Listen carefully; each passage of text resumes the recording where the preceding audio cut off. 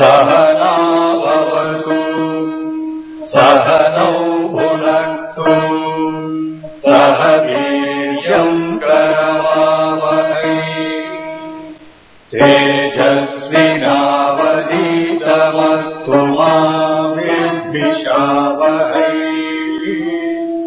ॐ शान्ति शान्ति शान्ति।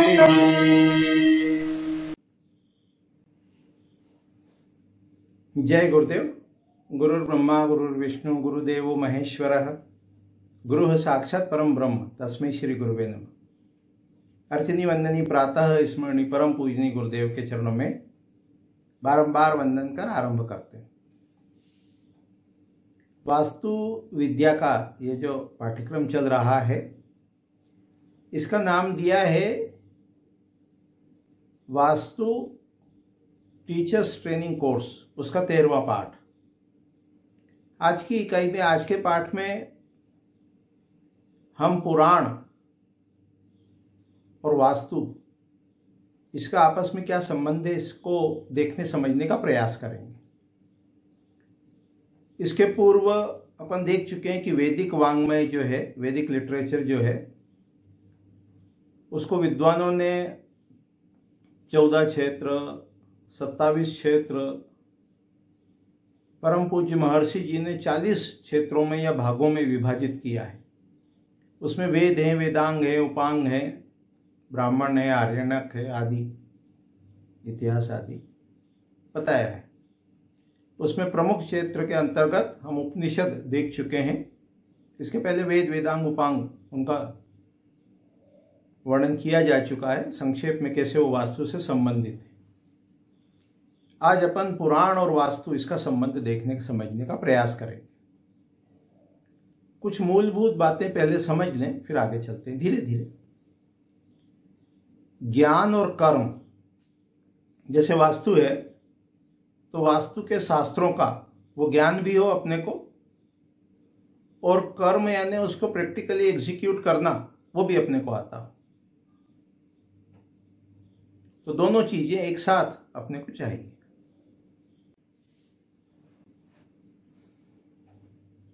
ज्ञान के अंतर्गत शास्त्र हैं, शास्त्रों का ज्ञान हो, थ्योरी का ज्ञान हो।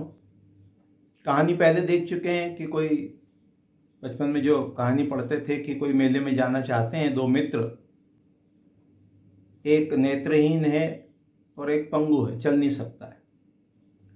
तो नेत्रहीन चल सकता है तो वो जो पंगु है वो उसके कंधे पर बैठ जाता है और वो रास्ता बताते रहता है, और दोनों मेले में पहुंच जाते हैं। फेस्टिवल कह लो, कुछ कह लो। तात्पर्य क्या है कि शास्त्र जो है वो हमको मार्ग दिखाता है, कर्म जो है वो उसको एग्जीक्यूट करता है, कैसे चलना ये बताता है कर्म, उस पर चलना है ना, कैसे चलना ये शास्त्र बताता है।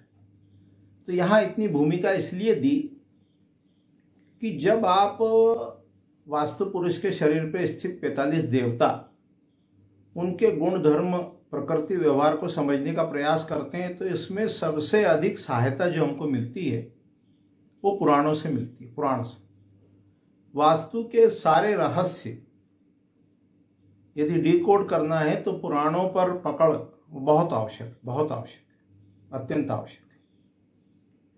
पुराणों में ये सारे देवता हैं, चाहे ईश हो, पर्जन्य हो, जयंत हो, महेंद्र हो, सूर्य हो, सत्य हो, भृष हो, अंतरिक्ष हो, अग्नि हो, सारे देवता, सारे देवताओं का वर्णन पुराणों में किया गया है। तो जो वास्तु पुरुष के शरीर पर स्थित 45 देवता हैं उनका वर्णन जब अपन पुराणों के आधार पर देखते हैं, 18 महापुराण है, 18 है जो ये महापुराण है, महापुराण कहा है। इसके अतिरिक्त उपपुराण भी है। पुराणों में जो वास्तु है लगभग सभी पुराणों में। अब आजकल कई बार ऐसे प्रश्न आ जाते हैं, पूछ लेते हैं कि भाई वो पंच तत्व, पृथ्वी है, जल है, अग्नि है ना, वायु, आकाश, इनके बारे में भी आप कुछ बताएं। वायु पुराण नामक एक पुराण है, उसमें जब अध्ययन करेंगे तो वायु संबंधी बहुत से सीक्रेट्स वो अनफोल्ड होंगे। जल के लिए जो पुराण दिया, मत्स्य पुराण, मछली जो है वो जल में रहती है। इसी प्रकार अपने यहाँ अग्नि पुराण भी। तो उनको स्टडी करेंगे। जितने भी पुराण हैं सब में वास्तु। वायु पुराण में बहुत विस्तार से है, नारद पुराण है, अग्नि पुराण, मत्स्य पुराण तो प्रसिद्ध ही है। सब में सर्ग की कहो, पृथ्वी की कहो, यूनिवर्स की कहो, उत्पत्ति का वर्णन मिलता है और कैसे वो प्रजापति ने सृष्टि की रचना की उसका विस्तार से वर्णन अपने को प्राप्त होता है या मिलता है। यहाँ अपन सार संक्षेप रूप में एक जो पुराण है जिसका कि नाम मार्कंडेय पुराण है, उसके आधार पर थोड़ा देखने समझने का प्रयास करते हैं। उसमें क्या बताया कि मानसी सृष्टि का जो आरंभ हुआ देहकार करने वाली, फिर ब्रह्मा जी के द्वारा चिंतन करने पर उनके देह से कार्य कारण वाली मानसिक प्रजा की उत्पत्ति हुई। किस प्रकार का वर्णन? आरंभ में जो तेज उत्पन्न हुआ उसके शरीर के 2 भाग हुए, आधा भाग पुरुष, आधा भाग स्त्री। फिर जो पुरुष है वो स्वयंभू मनु रखा, उसका नाम प्रजापालक बनाया। स्त्री शत्रुपा कहलाई और उनके द्वारा प्रियव्रत और उत्तानपाद ये हुए। शत्रुपा की 2 कन्याएं हुई, आकुति और प्रसूति, और प्रसूति को दक्ष के लिए और आकृति को प्रजापति रुचि के लिए अर्पण किया। उनके पुत्र पुत्री हुए, यज्ञ और दक्षिणा नाम हुआ और उनसे 12 पुत्र हुए, याम नाम से प्रसिद्ध हुए। उधर दक्ष ने प्रसूति के गर्भ से 24 कन्याओं को उत्पन्न किया। उनके नाम है श्रद्धा, लक्ष्मी, व्रति, तुष्टि, पुष्टि, मेधा, क्रिया, बुद्धि, लज्जा, वपु, शांति, सिद्धि। और इनका विवाह हुआ धर्म से। तो ऐसे इसमें अनेकानेक नाम हमको प्राप्त होंगे। उसमें स्वाति है, सती है, संभूति, स्मृति, प्रीति, क्षमा, संतति, अनसुईया, ऊर्जा, स्वाहा, स्वधा, उनका भी ऋषियों से विवाह हुआ। उसके बाद जो संतान उत्पत्ति हुई तो श्रद्धा ने काम को उत्पन्न किया। काम से बाद में हर्ष भी उत्पन्न होगा।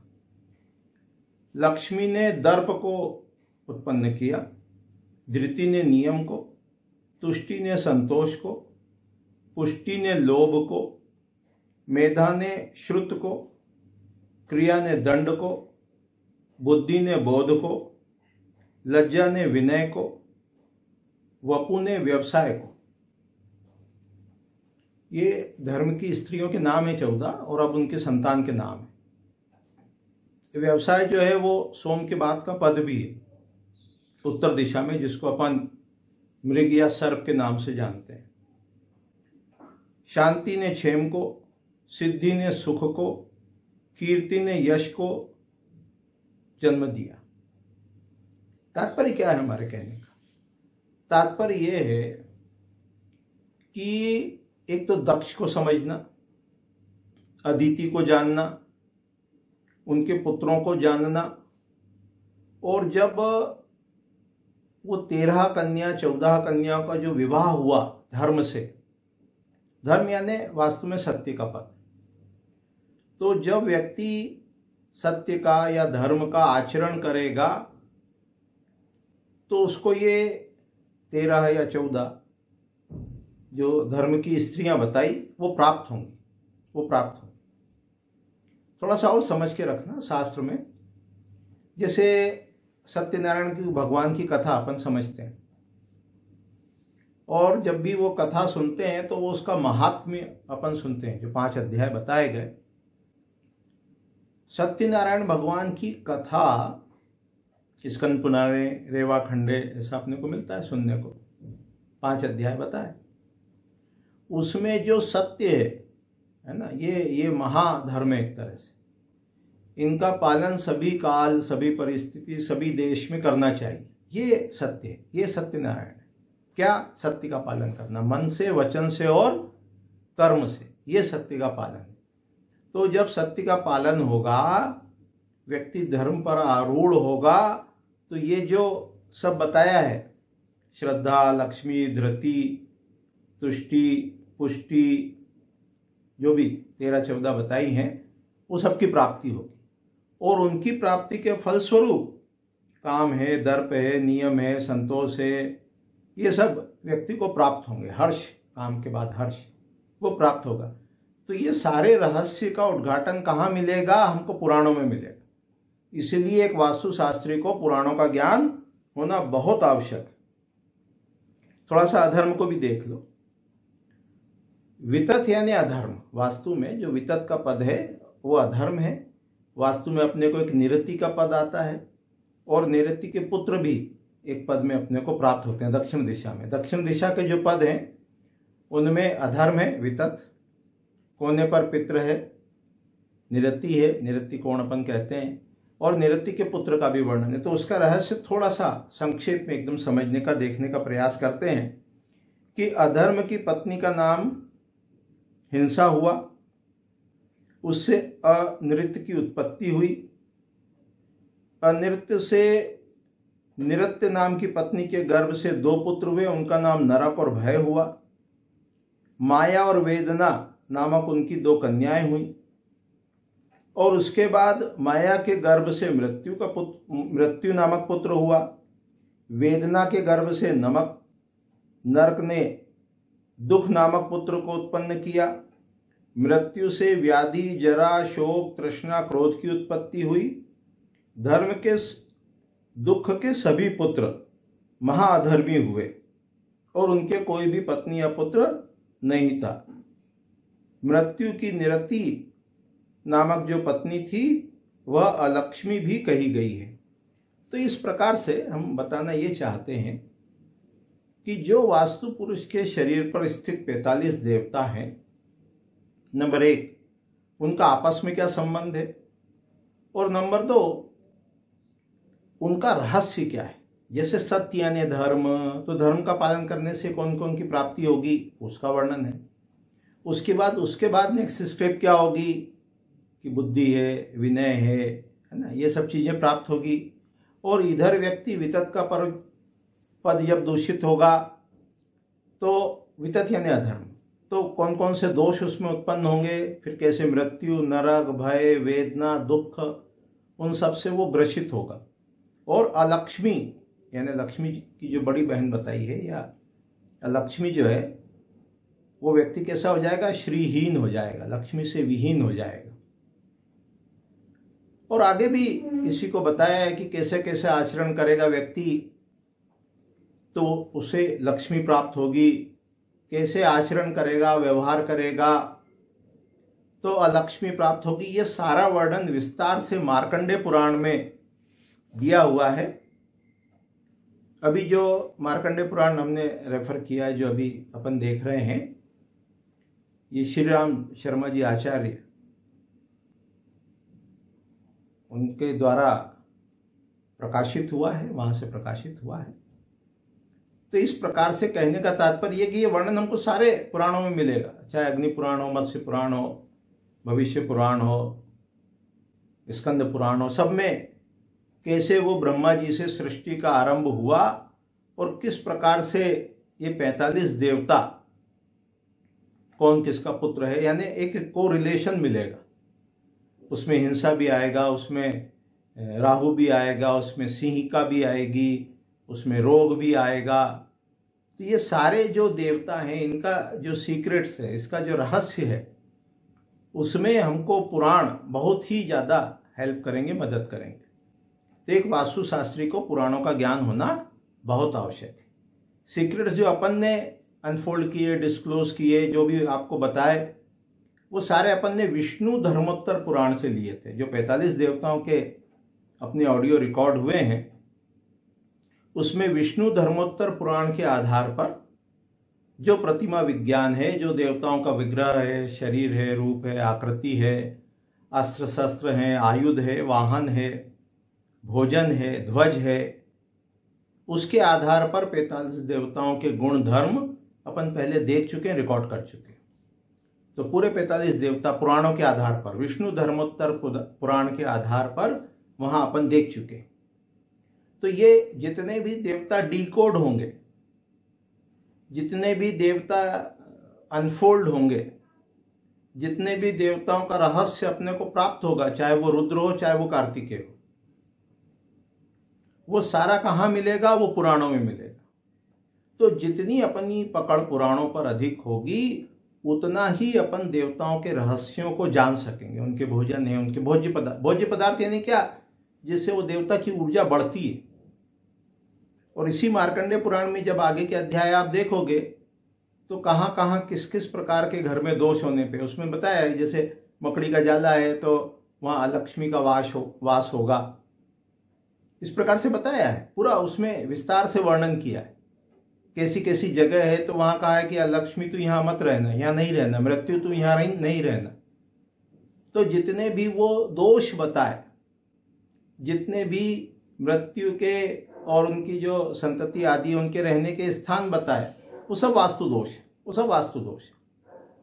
और जहां उनको रहने को मना किया, मृत्यु को, लक्ष्मी को, वो सब वास्तु शोधन के उपाय हो गए। तो इस प्रकार से विस्तार से वर्णन हमें पुराणों में प्राप्त होता है।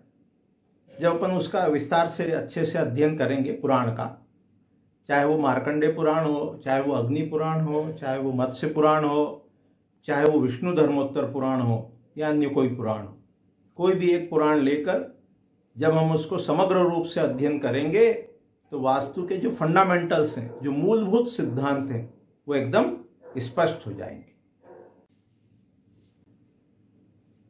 तो आज की इकाई में, आज के पाठ में अपन ने क्या समझने, देखने का प्रयास किया, जानने का प्रयास किया कि जो वेद विज्ञान के 40 क्षेत्र हैं, उसके अंतर्गत जो पुराण वाला भाग है वो कैसे वास्तु से अपना संबंध रखता है।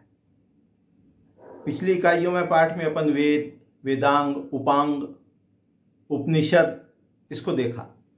आज की इकाई में, आज के पाठ में अपन ने पुराणों को देखा। पुराण का क्या, कौन कौन से पुराण हैं? 18 पुराण है, महापुराण, फिर उपपुराण है।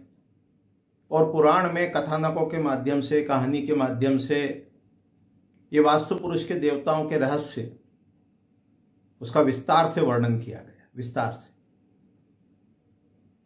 एक आयुर्वेद और अपना 40 क्षेत्रों में रहता है, उसको आगामी पाठ में, इकाई में देखने समझने का प्रयास करेंगे। आज इतना ही कह के वाणी को विराम देते हैं। जय गुरुदेव, जय गुरुदेव।